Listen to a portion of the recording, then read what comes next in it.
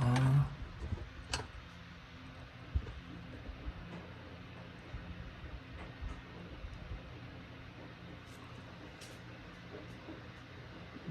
네.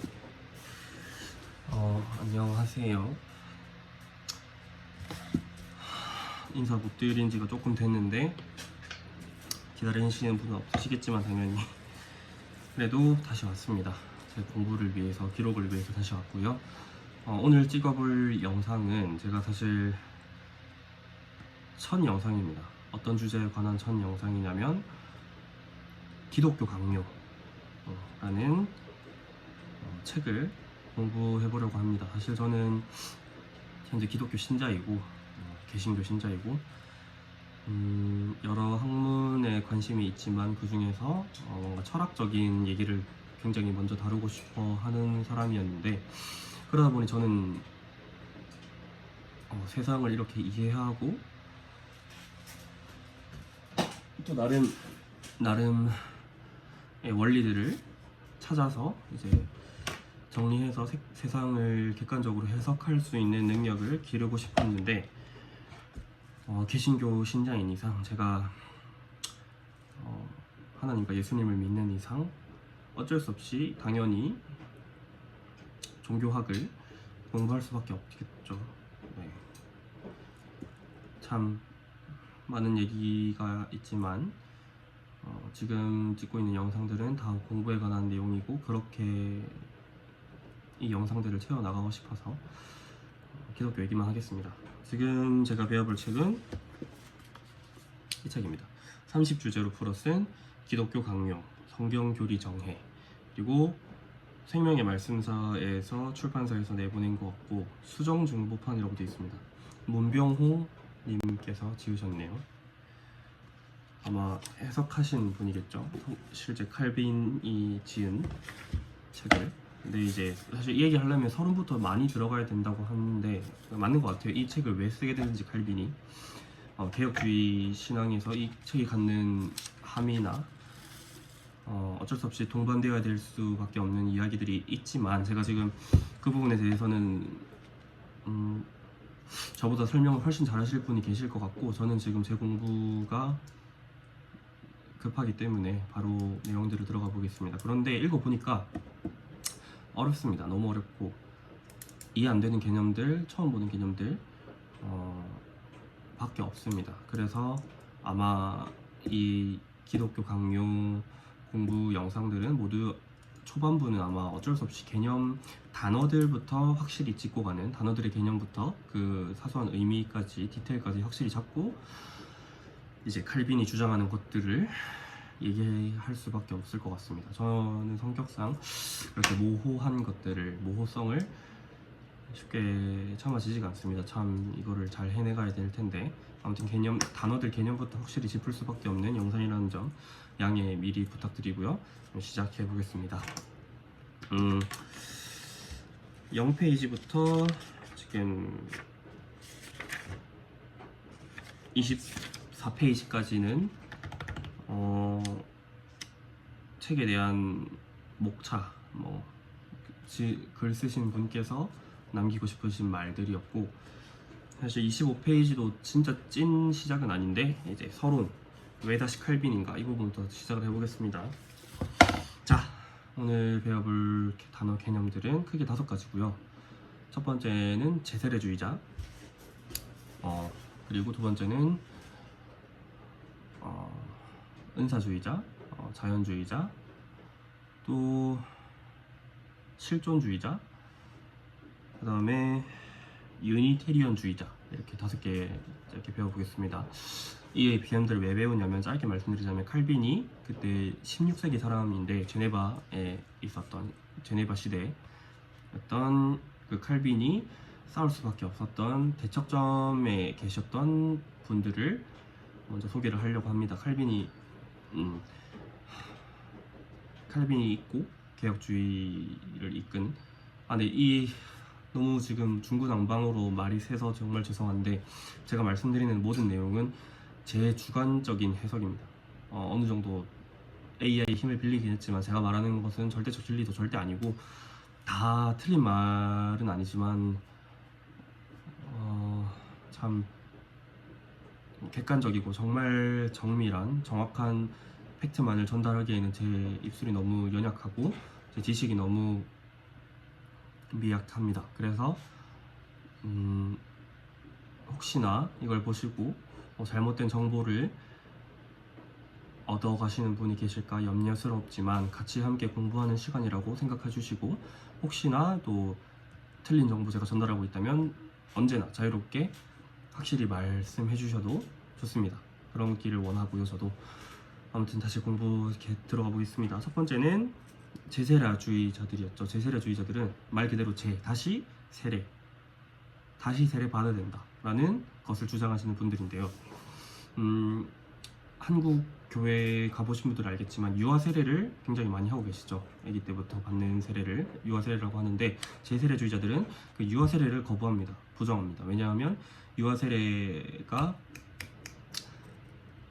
자신의 의지가 이성적인 판단으로 말미암아서 예수님은 나의 구원자이십니다, 하나님을 믿습니다, 이런 것들을 하지 않았죠.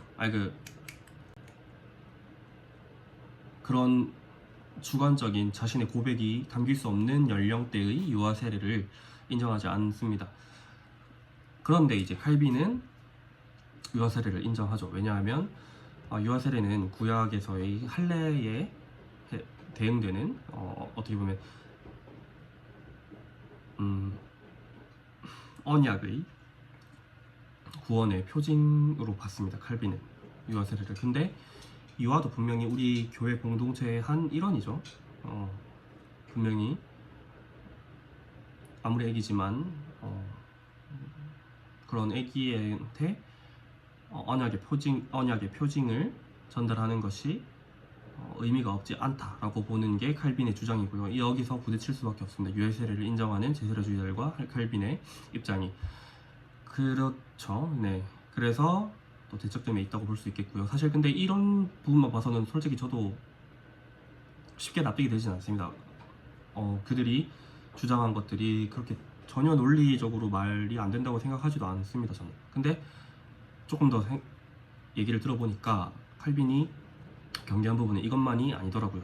칼빈이 경계한 것은 그 제세례주의자들은 그때 급진파라고 불렸는데, 그 이유가 세속적인 정부, 개인의 재산, 또 맹세 따위를 되게 부인했다고 합니다. 그렇기 때문에 칼빈은 그때 정교 분리라고 해서 정치와 종교를 분리하는 것에 대해서 분명히 인정을 했지만,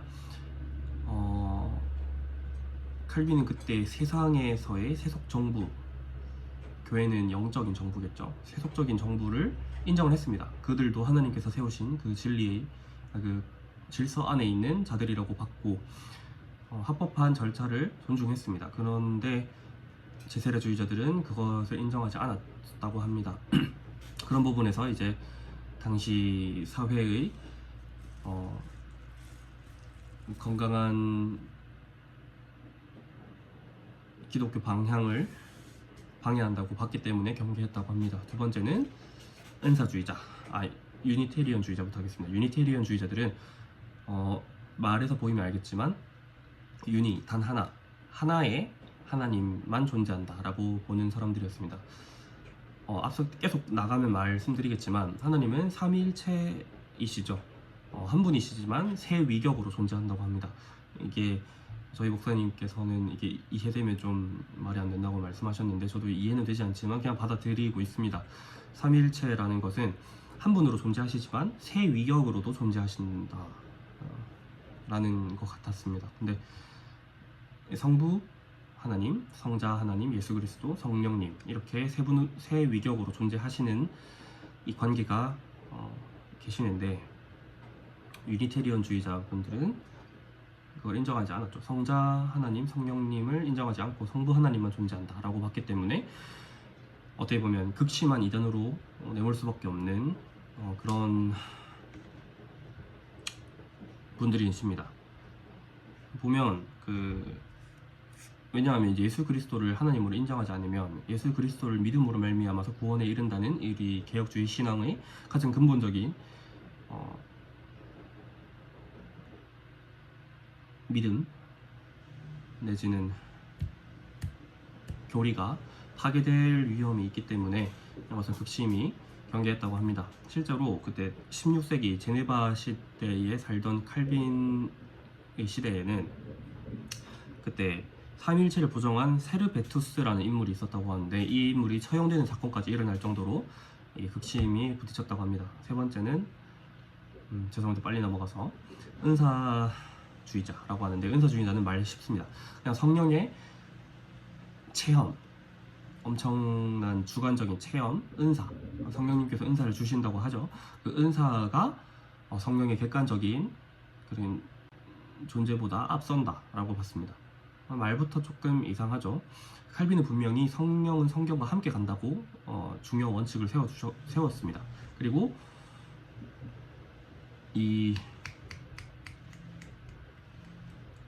은사만을 인정해주면 나도 은사 받았는데 나도 은사 받았어 이러면서 계속 교회에서 건강한 공동체를 해칠 수 있는 저해할 수 있는 그런 현상이 많이 벌어질 수 있기 때문에 칼빈이 또 경계하고 반대했다고 합니다. 은사주의자는 성경보다 내 은사가 내 주관적 체험이 앞선다. 그런 주관주의로서의 경계점이 분명히 존재한다고 볼 수 있겠습니다. 네 번째는 자연주의자인데 자연주의자는 말 그대로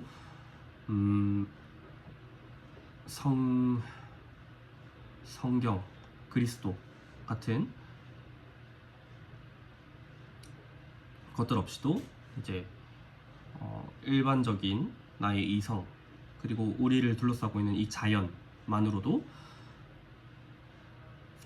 하나님을 인식하고 구체적으로 알 수 있다. 뭐 그런 추론을 통해서 알 수 있다. 뭐 그런 것들을 주장하시는 분들인데 여기서 참 안 꺼내고 싶었는데 빠르게 꺼내보자면 꺼낼 수밖에 없는 개념이 두 개가 있습니다. 일반 계시,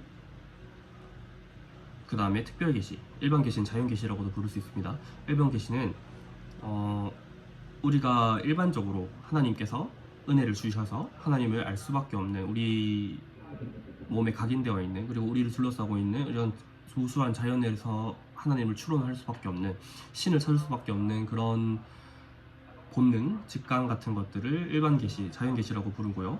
성경 그리스도를 통해서 하나님이 자신을 알려주시는 객관적인 보편적인 그 진리가 이제 특별 계시라고 부릅니다. 그런 것들을 통해서만 이제 알 수 있다라고 아니죠. 그런 것들이 존재한다고 합니다. 일반 계시, 특별 계시. 근데 이제 자연주의자들은 일반 계시만으로도 하나님을 알 수 있다고 주장하고 칼빈은 아니다. 우리 일반 계시 인정은 하지만 성령은 성경과 함께 가고 성령님은 분명히 조망해 주시는 분이시지 아니죠. 네. 분명 성경을 되찾을 수는 없다. 라고 성경의 격이 떨어질 수 있는 그런 점들을 경계했다고 합니다. 마지막으로 이제 실존주의자들이라고 하는데 실존주의자는 사실 16세기 칼빈 시대에 있었던 개념은 아니고요. 그 19세기, 20세기에 나왔던 어떻게 보면 현대적인 철학 사조에 해당하는 개념입니다. 그런데 왜 끌고 왔냐?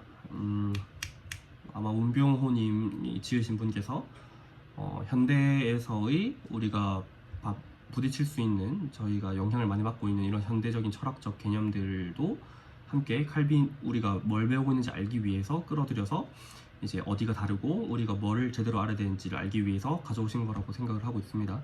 실존주의자들은 짧게 말해서 모든 것들은 나에게 있어서의 의미가 있을 때 의미가 있는 것이다 라는 것입니다. 다시 모든 개인은 실존이 앞선다라고 주장하는데요. 실존주의자들은 나의 개인적인 결단, 체험, 맹세 그리고 나에게 있어서의 의미가 가장 중요한 것이지 성경이라는 하나님께서 주신 이 진리는 사실 나의 실존보다 아래에 있을 수밖에 없다라는 뉘앙스를 갖고 있습니다. 그래서 아니다. 칼빈은 그게 아니고 성경은 객관적인 보편적인 진리는 분명히 존재한다. 먼저 존재한다. 우리 인간보다 하나님께서 주신 그 개념은 우리는 하나님의 은혜를 받아서 이렇게 나아갈 수 있고 나에게 있어서의 나에게 의미가 없으면 성경에 의미가 없다. 뭐 그런 주장은 옳지 않다라고 봤기 때문에 또 대척점에 있었습니다. 영상 길이가 너무 많이 길어졌네요. 바로 끊겠습니다.